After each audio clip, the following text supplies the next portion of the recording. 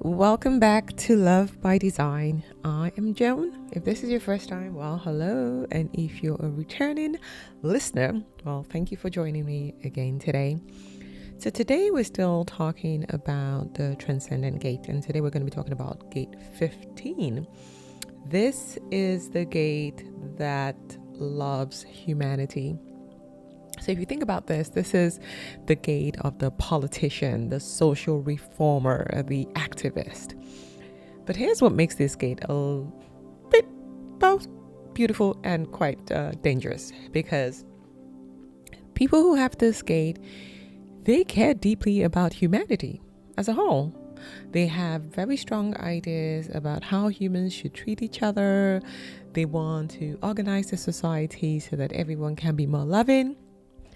But when it comes to you as an individual, you might not matter to them at all.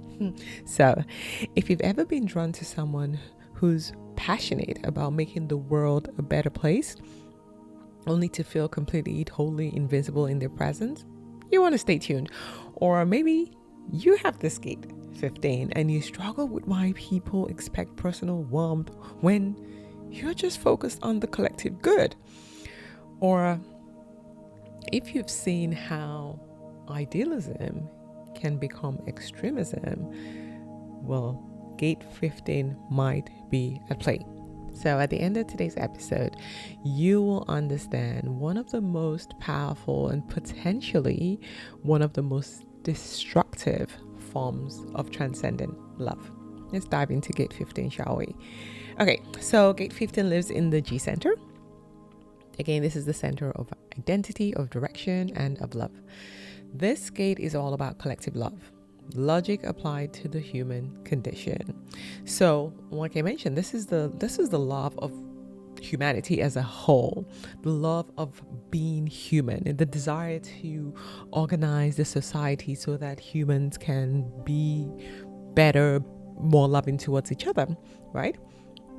So this gate really focuses on creating the systems, the rules, the standards, the social structures, everything that helps us be better, well, humans, right? So they create all of these systems and structures so that we don't end up killing each other, right? So as with every gate, there's the gift and then there's the shadow. So at the gift level, as you can imagine, when this gate is at its highest positive expression, it creates some of the most important social changes and reforms in human history, right? This really, really enforces that whole idea that all humans deserve to be treated with dignity.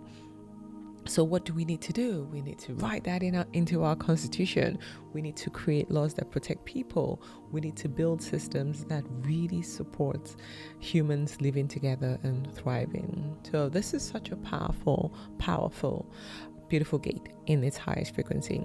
So this gate includes a natural ability to see patterns of human behavior, a vision for how society could function more lovingly and more effectively, the capacity to establish rules of tolerance, understanding that proper organization and structures creates conditions for love, and caring about humanity's evolution as a species. So what do you think about people who have maybe fought for civil rights, for women's rights, Black Lives Matter, you name it? Many of them carry this energy. They loved humanity enough to fight for that systemic change. So when someone with the gate 15 is in that high gift frequency, they care about 2 million people. They care about 20,000 people in an auditorium. They care about a group of people in their little community, but not the individual's hands that they're shaking, not the person right in front of them. Because they are constantly thinking, how can I create a platform for change if I'm wasting my time really caring about this individual's one-on-one? So yeah, that is the gate 15 in its gift. In the shadow side of things, this is where it could really, really become very dangerous, because it becomes really extreme, right? This gate is also known as the gate of extremes. and with good reason, right? Because through this gate, we can see every single horror possible in human history. So now let's talk about the shadow frequency of this gate. This gate is also known as the gate of extremes for a reason. Because through this gate, we see every horror possible in human history.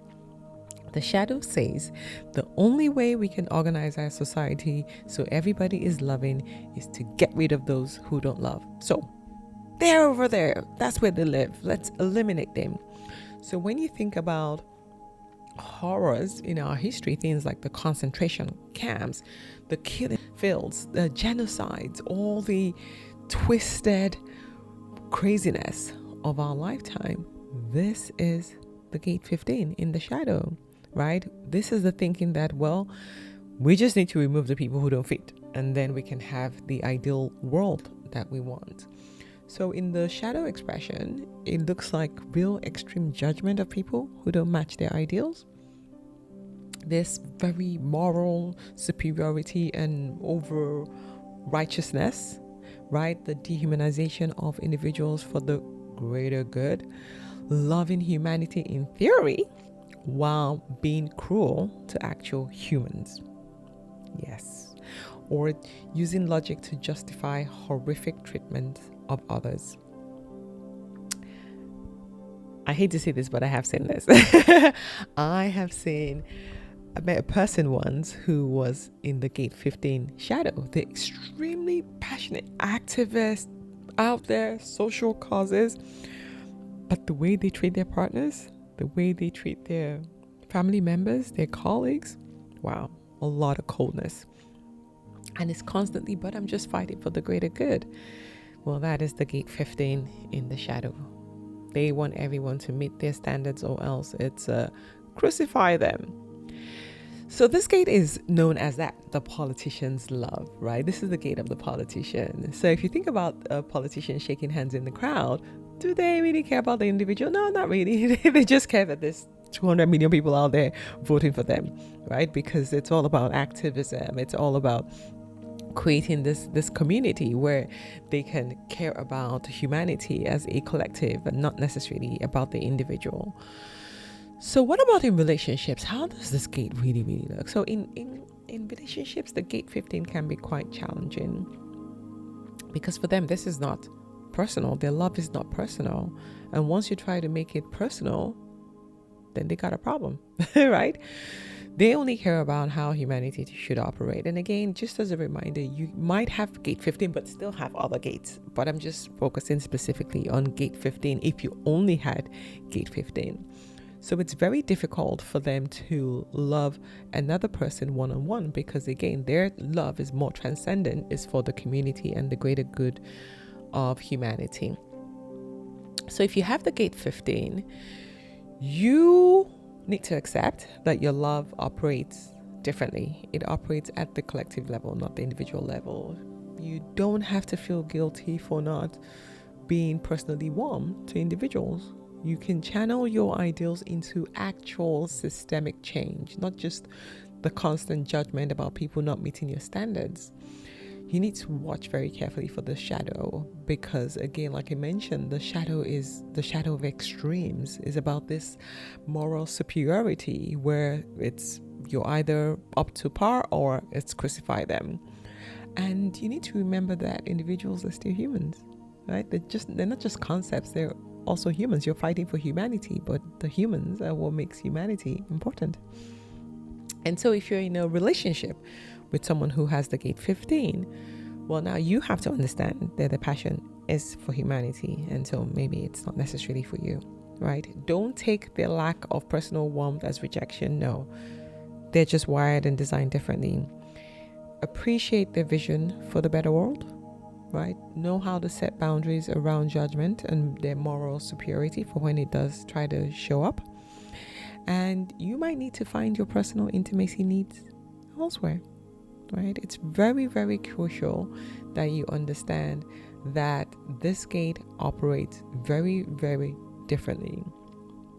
At its best, it creates the conditions for humans to love each other better. At its worst, it destroys actual humans in service of an ideal.